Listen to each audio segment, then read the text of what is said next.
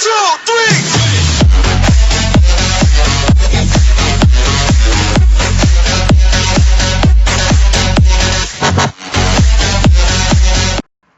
Good morning all of you. Welcome to Hindi class. जैसा कि हम हिंदी व्याकरण में कारक, क्रिया, विशेषण, मुहावरे, लोकोक्ति पढ़ चुके हैं. आज हमारा अगला टॉपिक है समास. छोटी क्लासों से भी पढ़ते आए हैं आप संधि और समास, तो आप सभी जानते हैं. हम पढ़ें परिभाषा. समास शब्द का शाब्दिक अर्थ होता है छोटा रूप.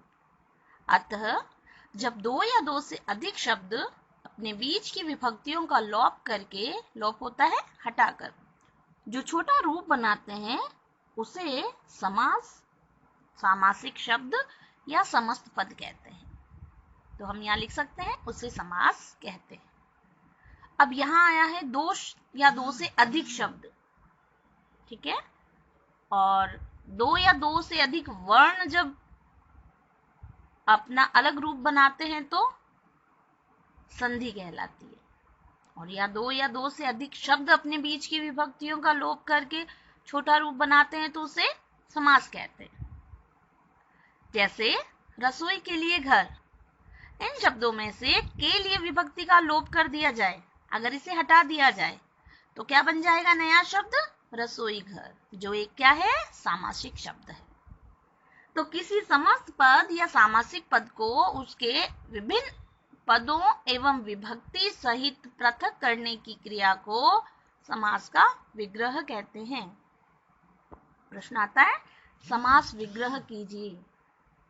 तो क्या करते हैं कि विभिन्न शब्द और उसके पदों को जब अलग करते हैं तो इस अलग करने की क्रिया को समास विग्रह कहते हैं. जैसे विद्यालय, विद्या के लिए आलय, माता पिता, माता और पिता. अब हम इसके प्रकार देखते हैं. समास 6 प्रकार के होते हैं. नंबर 1 अव्ययभाव समास, नंबर 2 तत्पुरुष समास, नंबर 3 द्वंद्व समास, नंबर 4 बहुव्रीहि समास, नंबर 5 द्विगु समास और नंबर 6 कर्मधारय समास. यहाँ नंबर 5 प्रिंट हुआ है, ये नंबर 6 है कर्मधारय समास. अब नंबर 1 पढ़ते हैं अव्ययभाव समास. जैसा कि नाम के अनुसार अव्ययभाव, अव्यय, अव्यय क्या होता है? अव्यय, अ प्लस व्यय, जो खर्च नहीं हो, अर्थात जिनमें परिवर्तन न हो, जिन्हें हम अविकारी शब्द भी कहते हैं. तो अव्ययभाव में प्राय इसकी परिभाषा पदों में लिखनी है. नंबर 1 इसमें पहला पद प्रधान होता है, तो क्या लिखेंगे हम? अव्ययभाव समास में प्रथम पद प्रधान होता है. नंबर 2 प्रथम पद या पूरा पद अव्यय होता है. अब अव्यय की परिभाषा हो गई. देखो, वे शब्द जो लिंग, वचन, कारक, काल के अनुसार नहीं बदलते उन्हें अव्यय कहते हैं, और यही अव्यय अविकारी भी कहलाते हैं. नंबर 3 यदि एक शब्द की पुनरावृत्ति हो और दोनों शब्द मिलकर अव्यय की तरह प्रयुक्त हो तो वहां भी अव्ययभाव समास बनता है.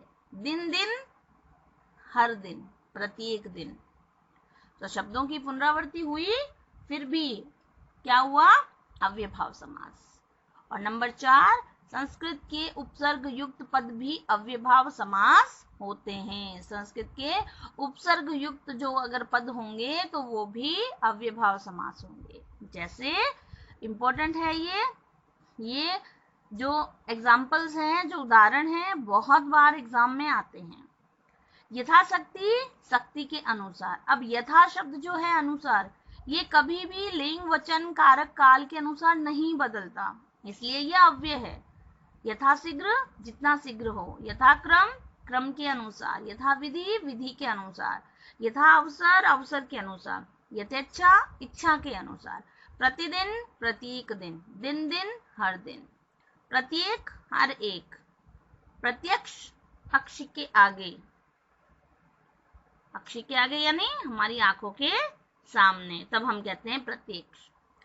घर घर, प्रत्येक घर. हाथों हाथ, एक हाथ से दूसरे हाथ तक, हाथ ही हाथ में। रातों रात, रात ही रात में। बीचों बीच, ठीक बीच में। साफ साफ, साफ के बाद साफ, बिल्कुल साफ। आमरण, मरने तक, मरण पर्यंत। आसमुद्र, समुद्र पर्यंत। भर पेट, पेट भर कर। अनुकूल, जैसा कूल है वैसा। यवजीवन, जीवन पर्यंत। निर्विवाद, बिना विवाद के। दरअसल, असल में। बाकायदा, कायदे के अनुसार। ठीक है, तो ये पहला अव्यय हुआ अव्ययभाव समास। नंबर 2 लेते हैं, तत्पुरुष समास। तत्पुरुष समास। अब तत्पुरुष समास में हमने जो कारक पढ़े हैं, सभी कारक चिन्हों का प्रयोग होता है। सिर्फ फर्स्ट और लास्ट, यानी पहला कर्ता कारक और अंतिम संबोधन कारक को छोड़कर सभी कारक विभक्तियों का प्रयोग यहाँ किया जाता है। तो दोनों को कंपेयर करें तो हम दोनों की तुलना से अगर परिभाषा याद करें तो अव्ययभाव समास में प्रथम पद अव्यय होता है और प्रथम पद प्रधान होता है, और तत्पुरुष समास में दूसरा पद प्रधान होता है। ठीक है, और विभक्ति का लिंग वचन दूसरे पद के अनुसार होता है। ठीक है, तो उसमें अव्ययभाव अव्यय होता है, और तत्पुरुष समास में दिमाग में ध्यान रखें कि सभी कारक चिन्हों का प्रयोग जिनमें होगा वो सभी तत्पुरुष समास के अंतर्गत आएंगे। दूसरा देखिए, इसका विग्रह करने पर कर्ता व संबोधन की विभक्तियों ने, हे, ओ, अरे के अतिरिक्त, यानी इनको छोड़कर किसी भी कारक की विभक्ति प्रयुक्त होती है, तथा विभक्तियों के अनुसार ही इनके उपभेद हो जाते हैं। फिर इनके उपभेद कर दिए जाते हैं कारक चिन्हों के नाम के अनुसार। जैसा कर्ता ने नहीं होता है तो कर्म, दूसरा हो गया कर्म तत्पुरुष। अब कर्म तत्पुरुष का विभक्ति चिन्ह क्या है? को। उदाहरण देखिए, कृष्ण अर्पण, कृष्ण को अर्पण। नेत्र सुखद, नेत्रों को सुखद। वन गमन, वन को गमन। जेब कतरा, जेब को कतरने वाला। प्राप्तोदक, उदक को प्राप्त।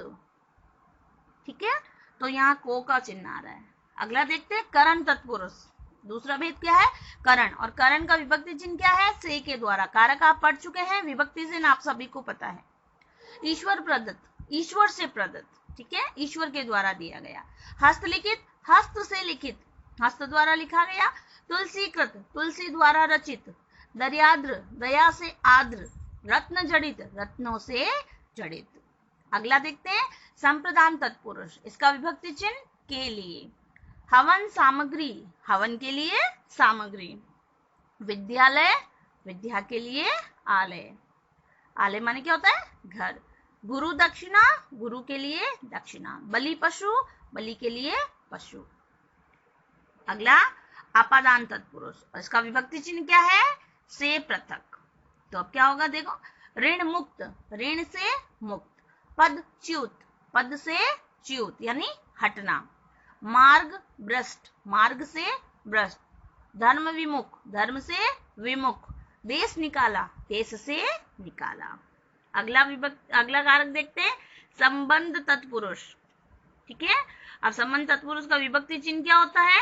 का, के, की। तो देखिए, मंत्री परिषद, मंत्रियों की परिषद। मंत्री परिषद तब बनती है जो बहुत से मंत्रियों की परिषद होगी। ठीक है, तो प्रेम सागर, प्रेम का सागर। राजमाता, राजा की माता। यहाँ आमचूर, आम का चूर्ण। रामचरित, राम का चरित्र यानी राम का चरित्र चित्रण। यहाँ अगर हम लिखा है राजकुमार तो राजा का कुमार। ठीक है, अगला लेते हैं, अधिकरण तत्पुरुष। अधिकरण तत्पुरुष का विभक्ति चिन्ह क्या होता है? में, पे, पर। तो वनवास, वन में वास। जीव, दया, जीवों पर दया। ध्यान मग्न, ध्यान में मग्न। घुड़सवार, घोड़े पर सवार। घृताग्न, घी में पका अन्न। कवि पुंगव, इंपॉर्टेंट है ये, पुंगव का अर्थ होता है श्रेष्ठ, कवियों में श्रेष्ठ। तो ये हुआ समास की परिभाषा, तत्पुरुष समास और अव्ययभाव समास। दोनों को कंपेयर करके दिमाग में रखें, रटना नहीं है। अव्यय समास में अव्यय होता है और तत्पुरुष समास में कारक चिन्हों का प्रयोग किया जाता है।